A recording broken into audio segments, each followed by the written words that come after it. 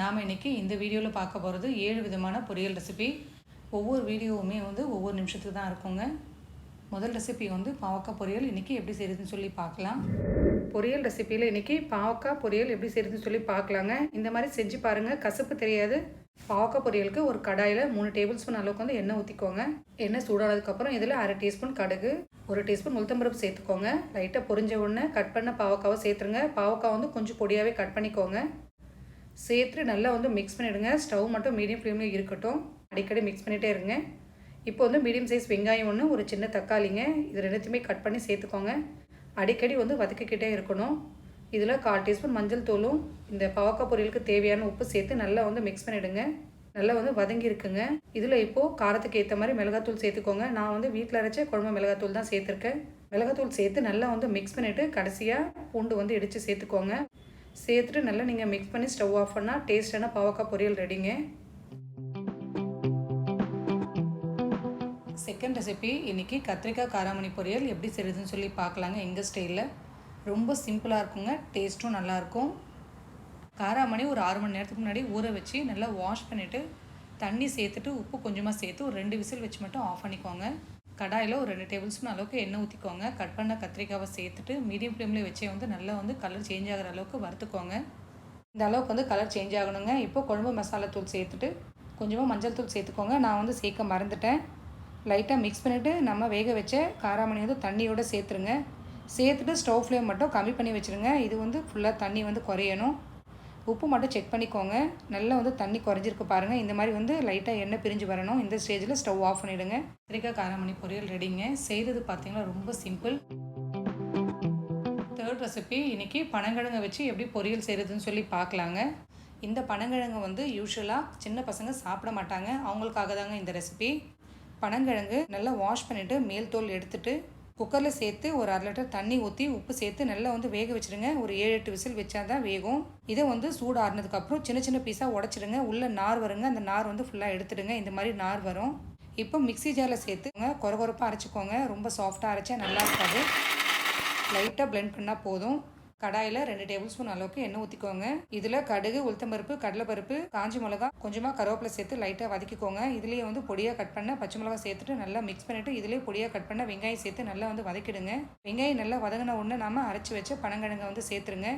இந்த மாதிரி உருண்டையாக தான் இருக்குங்க. லைட்டாக மட்டும் நீங்கள் கரண்டியில் எடுத்து விட்டுட்டு நல்லா வதக்கிடுங்க. ஸ்டவ் மீடியம் ஃப்ளேமில் வச்சுட்டு நல்லா வதக்கிடுங்க. இதில் இந்த பொரியலுக்கு ஏற்ற மாதிரி உப்பு சேர்த்துட்டு நல்லா மிக்ஸ் பண்ணிவிடுங்க. கடைசியாக துருவன தேங்காய் சேர்த்துட்டு நல்லா மிக்ஸ் பண்ணிவிட்டு பவுலுக்கு மாற்றிக்கோங்க. டேஸ்ட் உண்மையாகவே ரொம்ப நல்லா இருந்ததுங்க. நான் இந்த ரெசிபி ஃபஸ்ட் டைம் தான் ட்ரை பண்ணேன். ஃபோர்த் ரெசிபி இன்றைக்கி வாழைத்தண்டு பொரியல் எப்படி செய்கிறதுன்னு சொல்லி பார்க்கலாங்க. எங்கள் ஸ்டைலில் ரொம்ப சிம்பிளுங்க, ஆனால் டேஸ்ட் நல்லாயிருக்கும். வாழைத்தண்டு மேல் தோல் எடுத்துகிட்டு சின்ன சின்ன பீஸாக கட் பண்ணி தண்ணியில் போட்டுடுங்க. லைட்டாக இந்த மாதிரி ஃபோக் ஸ்பூன் வச்சு நீங்கள் சுற்றி விட்டிங்கன்னா நார் ஃபுல்லாக மாட்டுங்க. அந்த மாதிரி இருக்கும்போது எடுத்துடுங்க.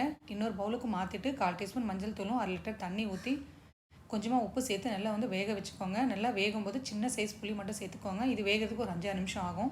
சின்ன கடாயில் 1/2 டீஸ்பூன் ஜீரகம், கொஞ்சமாக கருவேப்பிலை சேர்த்து நல்லா மிக்ஸ் பண்ணிவிட்டு இதில் கொஞ்சமாக பெருங்காயத்தூள் சேர்த்து நல்லா கலந்துக்கிட்டு ஸ்டவ் ஆஃப் பண்ணிவிடுங்க. மிக்ஸி ஜாரில் 1/2 டீஸ்பூன் பொட்டுக்கடலை பவுடரும் 1/2 டீஸ்பூன் மிளகாத்தூளும் வறுத்து வச்சு ஜீரகம் சேர்த்துட்டு பவுடர் ஆக்கிடுங்க. வாழைத்தண்டு வெந்துடுச்சுங்க. தண்ணியிலேருந்து வாழைத்தண்டு மட்டும் தனியாக எடுத்துருங்க. கடாயில் 2 டீஸ்பூன் எண்ணெய் ஊற்றிட்டு கடுகு, உளுத்தம்பருப்பு, காஞ்ச மிளகாய் சேர்த்து லைட்டாக வதக்கிட்டு வேக வச்ச தண்டு சேர்த்துட்டு நல்லா வதக்கிடுங்க. இதில் பொரியலுக்கு ஏற்ற மாதிரி உப்பு சேர்த்து நல்லா கலந்துக்கோங்க. பவுடர் சேர்த்து நல்லா மிக்ஸ் பண்ணிவிடுங்க. இதில் கடைசியாக ஒரு 4-5 பல்லு பூண்டு இடித்து சேர்த்து நல்லா மிக்ஸ் பண்ணிவிட்டு ஸ்டவ் ஆஃப் பண்ணிவிடுங்க. டேஸ்ட் உண்மையாகவே ரொம்ப நல்லா இருக்குங்க. ஃபிஃப்த் ரெசிபி பட்டாணி உருளைக்கிழங்கு பொரியல் இன்றைக்கி எப்படி செய்கிறதுன்னு சொல்லி பார்க்கலாங்க. இந்த பொரியல் பார்த்தீங்கன்னா கல்யாண வீட்டில் நம்ம எல்லாருமே சாப்பிட்ருக்கோம். டேஸ்ட் ரொம்ப நல்லா இருக்குங்க. செய்கிறது ரொம்ப சுலபம் தான். கடாயில் 2 டேபிள் ஸ்பூன் எண்ணெய் ஊற்றிக்கோங்க. இதில் 1/2 டீஸ்பூன் ஜீரகம் சேர்த்துக்கோங்க. 2 பச்சை மிளகாய் சேர்த்து லைட்டாக மிக்ஸ் பண்ணிவிட்டு மீடியம் சைஸ் வெங்காயம் ஒன்று கட் பண்ணி சேர்த்துக்கோங்க. கொஞ்சமாக கருவேப்பிலை சேர்த்துட்டு வெங்காயம் நல்லா கலர் சேஞ்ச் ஆகிற அளவுக்கு நல்லா வதக்கிக்கோங்க. இதில் கட் பண்ண தக்காளி ஒன்று சேர்த்துக்கோங்க. தக்காளியை நல்லா வதக்கிட்டு மஞ்சள் தூள் சேர்த்துக்கோங்க. நான் சேர்க்க மறந்துட்டேன். 1 டீஸ்பூன் தனியாத்தூள், 1 டீஸ்பூன் மிளகாத்தூள் சேர்த்து நல்லா மிக்ஸ் பண்ணிவிட்டு 1/4 டம்ளர் தண்ணி ஊற்றி நல்லா கலந்துக்கோங்க. இதில் வேக வச்சு பச்சை பட்டாணி சேர்த்துட்டு இதுலேயே ஒரு 4 பூண்டு இடித்து சேர்த்துக்கோங்க. நல்லா மிக்ஸ் பண்ணிவிட்டு பொரியலுக்கு ஏற்ற மாதிரி உப்பு சேர்த்து நல்லா கலந்துக்கோங்க. தண்ணி நல்லா குறையணும். தண்ணி குறைஞ்சதுக்கப்புறம் வேக வச்ச உருளைக்கிழங்கு சேர்த்து நல்லா மிக்ஸ் பண்ணிவிடுங்க. கடைசியாக கொஞ்சமாக கொத்தமல்லி சேர்த்து ஸ்டவ் ஆஃப் பண்ணால் டேஸ்ட்டான உருளைக்கிழங்கு பட்டாணி பொரியல் ரெடிங்க. இந்த பொரியல் பார்த்திங்கன்னா சாம்பார் சாதம், ரசம் சாதம், மோர் சாதம், காரக்குழம்பு எல்லாத்தோடையும் ஒரு பக்காவான சைட் டிஷ்ஷுங்க இது.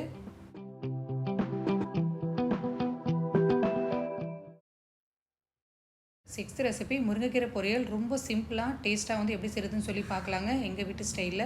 கடாயில் 2 டீஸ்பூன் எண்ணெய் ஊற்றிக்கோங்க. அதில் கடுகு, உளுத்தம்பருப்பு, காஞ்ச மிளகாய் சேர்த்துக்கோங்க. வாஷ் பண்ண முருங்கைக்கீரையை சேர்த்துட்டு லைட்டாக மிக்ஸ் பண்ணிவிட்டு இதில் பொரியலுக்கு ஏற்ற மாதிரி உப்பு சேர்த்து ஒரு 1/4 டம்ளர் தண்ணி ஊற்றி நல்லா வந்து மிக்ஸ் பண்ணிவிட்டு க்ளோஸ் பண்ணிவிடுங்க. ஒரு 10 நிமிஷம் வந்து லோ ஃப்ளேமில் வேகட்டும். அதுக்குள்ளே நம்ம பவுடர் அரைச்சிடலாங்க. மிக்ஸி ஜாரில் வறுத்த வேர்க்கடலை ஒரு 3 டேபிள் ஸ்பூன் அளவுக்கு சேர்த்துக்கோங்க. லைட்டாக அரைச்சிட்டு இதில் குழம்பு மிளகாத்தூள் 1 டீஸ்பூன் சேர்த்துக்கோங்க. மறுபடியும் வந்து லைட்டாக அரைச்சிக்கோங்க. இந்த அளவுக்கு வந்து அரைச்சா போதுங்க. முருங்கீரையும் பாருங்கள் தண்ணி வந்து நல்லா குறைஞ்சிருக்கு. நல்லா மிக்ஸ் பண்ணிவிட்டு இதில் வந்து பொரியரிசி பவுடர் 1 டேபிள் ஸ்பூன் அளவுக்கு சேர்த்துக்கோங்க. பொரியரிசி பார்த்தீங்கன்னா அரிசி வரமிளகா வறுத்து பொடி பண்ணுறதுங்க. சேர்த்துட்டு நல்லா மிக்ஸ் பண்ணிவிட்டு இப்போ வந்து வேர்க்கடலை பவுடர் சேர்த்துட்டு நல்லா வந்து கலந்துக்கோங்க. கடைசியாக ஒரு 4 பல்லு பூண்டு இடித்து சேர்த்துக்கோங்க. நல்லா வந்து மிக்ஸ் பண்ணிவிட்டு ஸ்டவ் ஆஃப் பண்ணி பவுலுக்கு மாற்றிக்கோங்க. டேஸ்ட்டான முருங்கீரை பொரியல் ரெடி. முருங்கீரை பொரியல் செய்கிறது ரொம்ப ஈஸிங்க. டேஸ்ட் வந்து நல்லாயிருக்கும். 7th ரெசிபி இன்றைக்கி எறா தொக்கு ரொம்ப சிம்பிளாக எப்படி செய்கிறதுன்னு சொல்லி பார்க்கலாங்க. இன்றைக்கி சண்டேன்றதுனால பொரியல் இல்லை, வெறும் நான் வெஜிடேரியன் தான்.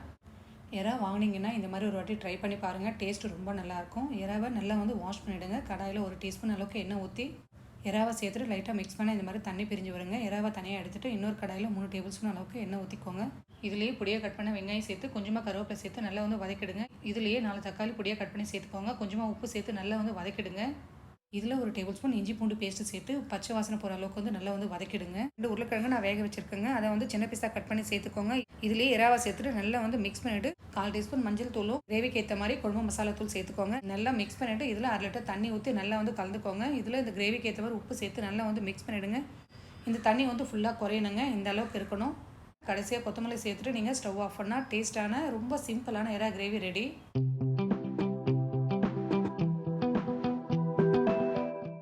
இந்த 7 விதமான ஷார்ட்ஸ் வீடியோ உங்களுக்கு பிடிச்சிருந்தா லைக் பண்ணி சப்ஸ்கிரைப் பண்ணுங்கள். தேங்க்ஸ் ஃபார் வாட்சிங்.